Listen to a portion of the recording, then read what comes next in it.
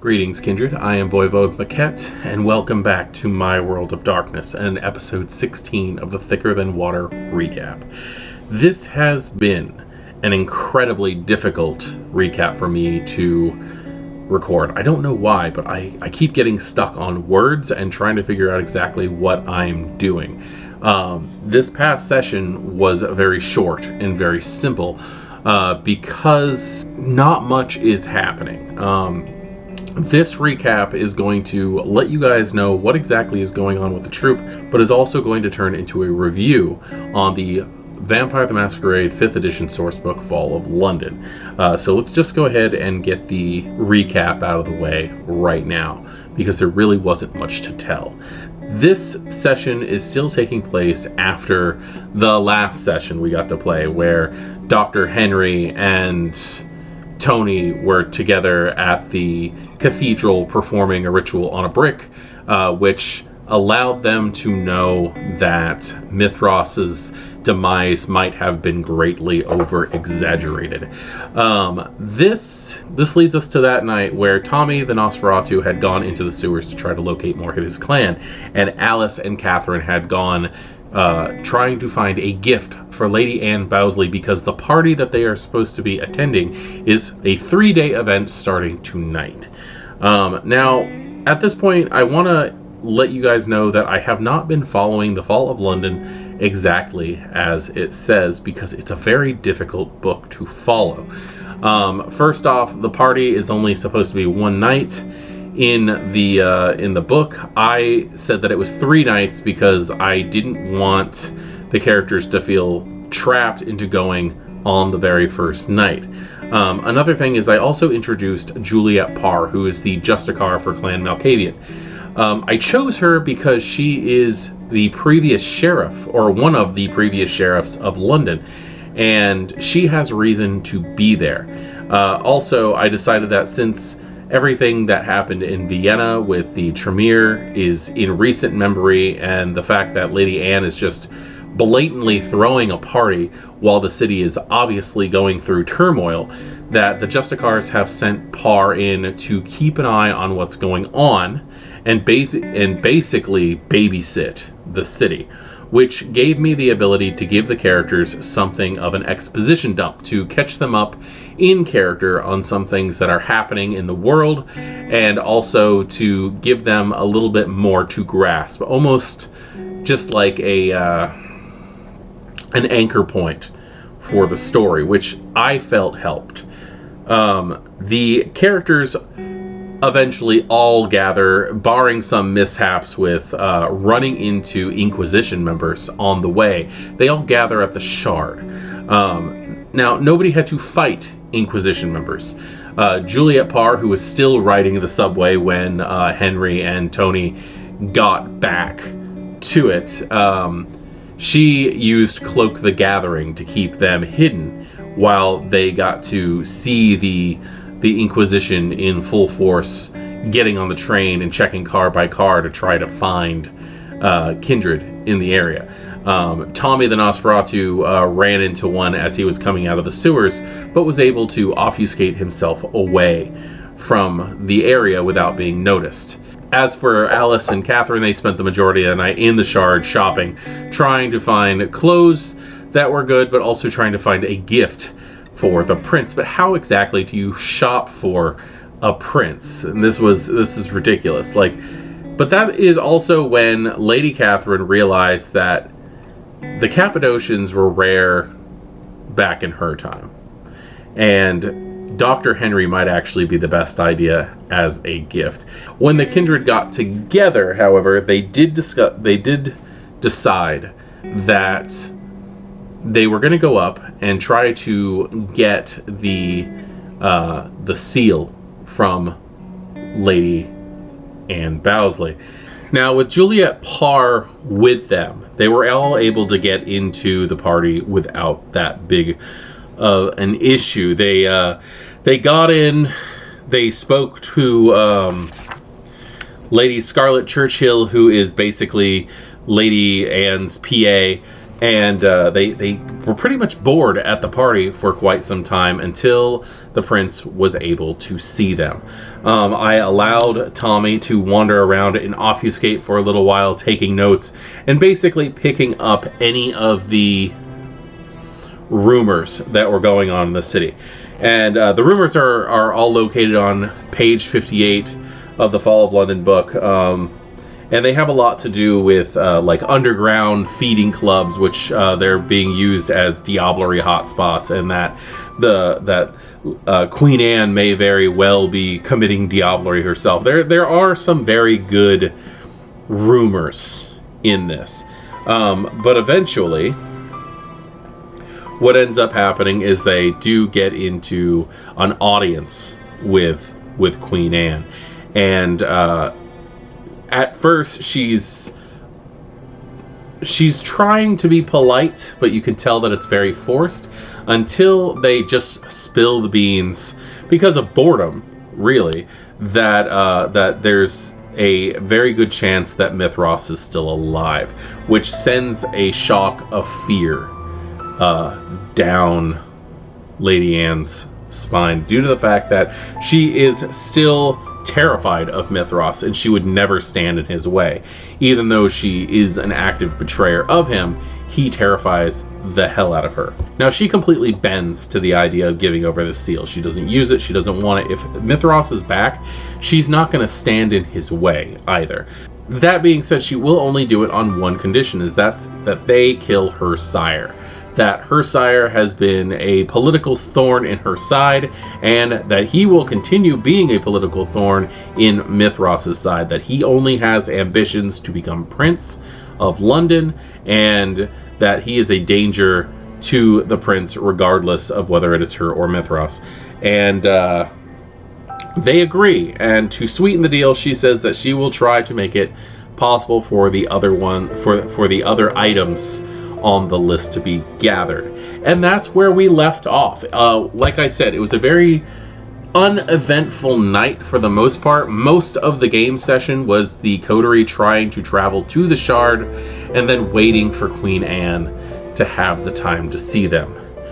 Because, and here's where we get to the book review, I am not a big fan of this book. I don't say that very often when it comes to World of Darkness materials. And I'm actually very surprised about saying that, like, one of the major people in the development of this book was Matthew Dawkins, the Gentleman Gamer. And I'll be 100% honest, the reason why I want all the books. Like, I'm that guy. I'm the guy who wants the full bookshelf completely full of Vampire the Masquerade, World of Darkness stuff.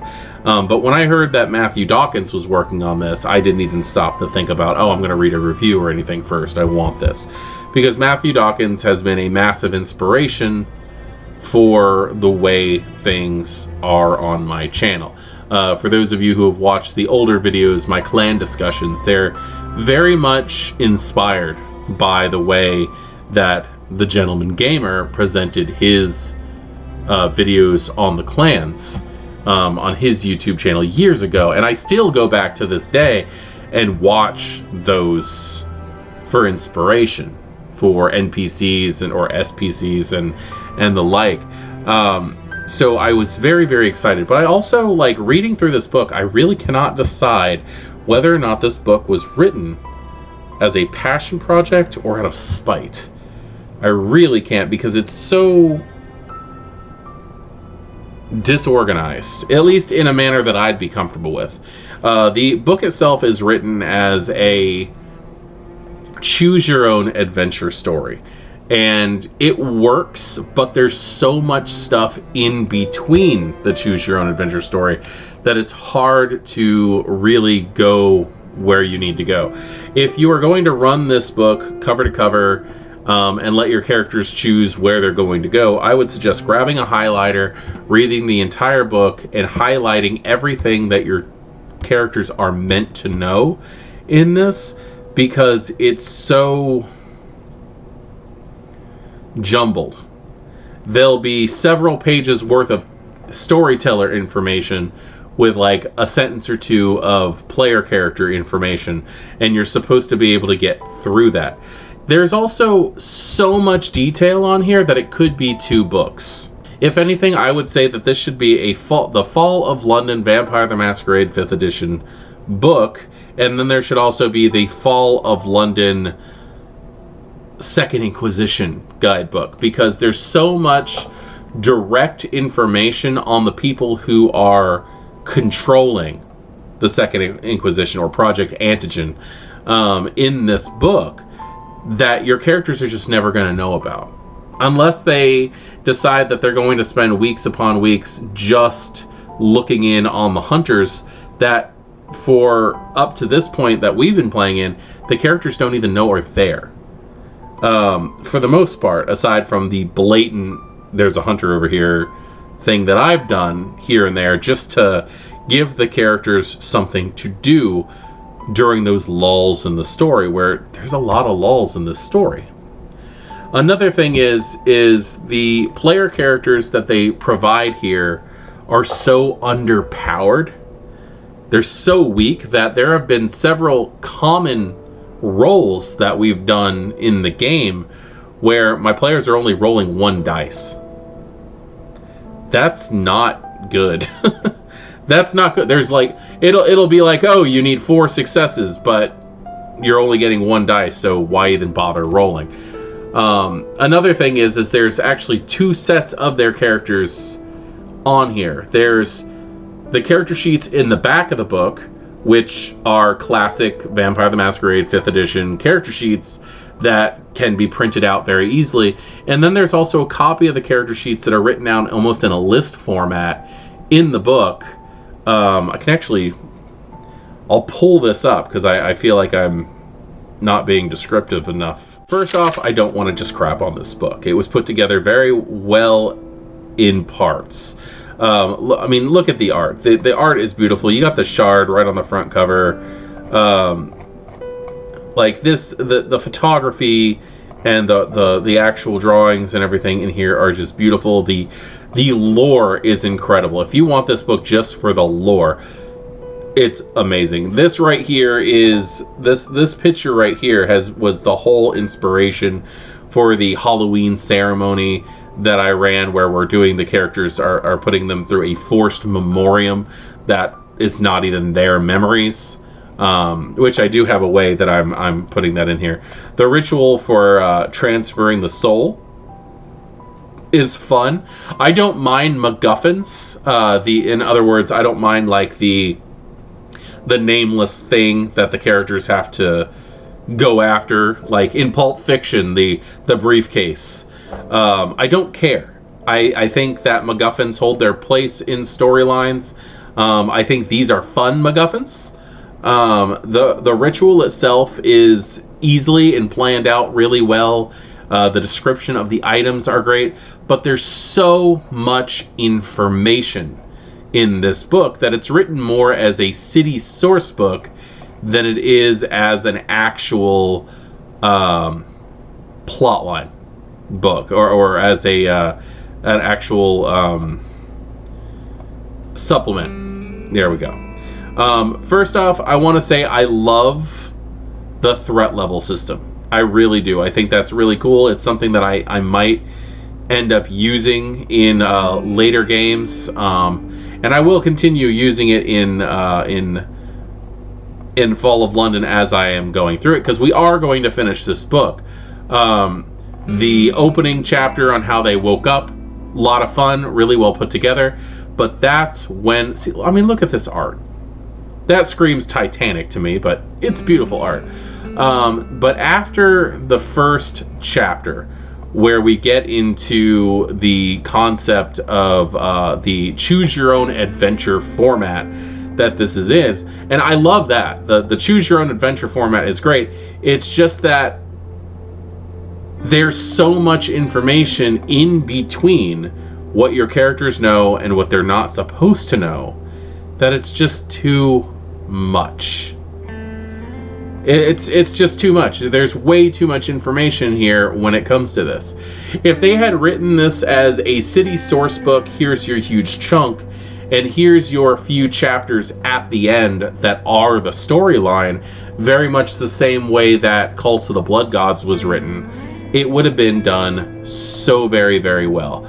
But let's go ahead and get into what I was complaining about. Okay, so it literally took me 5 minutes just to find what I was looking for, to complain about what I couldn't find. So let's go ahead and start with this. This is the first format for the character sheets that they show us, and this is more for storyteller information. And I mean, this is Alice Mockingdale. This is the Tremere that's a player character in the game. And as you can see, like, she's 2 strength, 2 dexterity, 3 stamina, 1 composure. Like, you can tell they're relatively weak characters. These are supposed to be heralds of the sun. These are Mithros's elite guards, and maybe it's just because they're just waking up from torpor, but the truth is they were not in torpor that long. And that's actually another point of contention when it came to this game, is we have scoured through this book and we're not read it cover to cover. I do not want to be let long on that, but it has been so hard to find out when exactly these kindred went down into torpor for Mithras, in service of Mithras, whether or not the characters all went down at the same time or anything like that. It's been so hard to find details on the characters, which I think are one of the more important things. Now, Alice Mockingdale, as you can see, like I said, she's just very weak all the way together. And when you get down to the disciplines, she got 3 points on blood sorcery. She has a taste for blood, extinguish vitae, scorpion's touch, and the ritual to craft a bloodstone. So, okay, that is some basic stuff. When we get to Tommy, we were very shocked on the fact that Tommy has almost nothing that a Nosferatu needs for survival. He has 1 point of Obfuscate. He has Cloak of Shadows. He does not have Unseen Passage or anything like that. Like, he has to stand still. He doesn't have any type of Mask of 1,000 Faces or anything like that. And it's been a chore trying to get him to be able to do anything. He has no streetwise. He has no ability to actually survive on the street himself. Tony Castielli has been a very fun Brujah, but 2 strength, 1 dexterity, 2 stamina. It's hard to put them against what we have to put them against.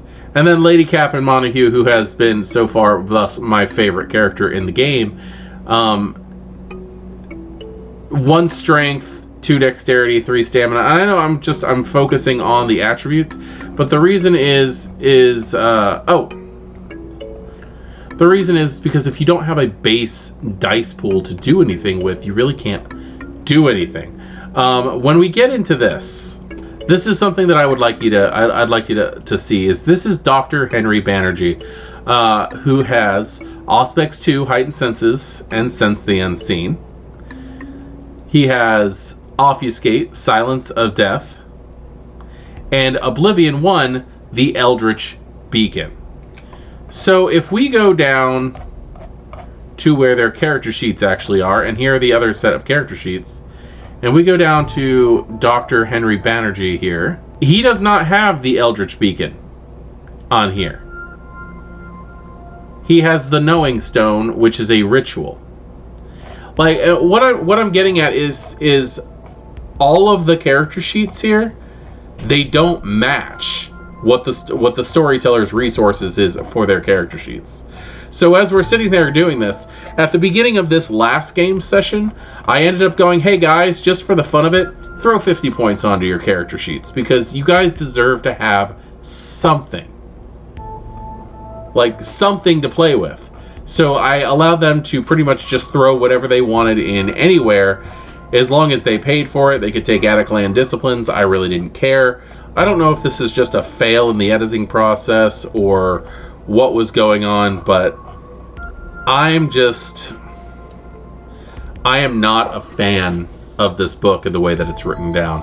If I had time, I would actually like to go through this and put it into a supplement format that works for me, And the book would be a lot smaller, but the thing is, I would take it and I would separate it. I would have the storyline be towards the end and all that. And you do this game does have playability in the idea of you can build a city off of it. If you read through this piece by piece and just decided to build a lore off of what happened to these poor 5 vampires who were woken up from torpor to assist Mithras, you could definitely come up with a great storyline. And playing as those 5 vampires can also be done very well.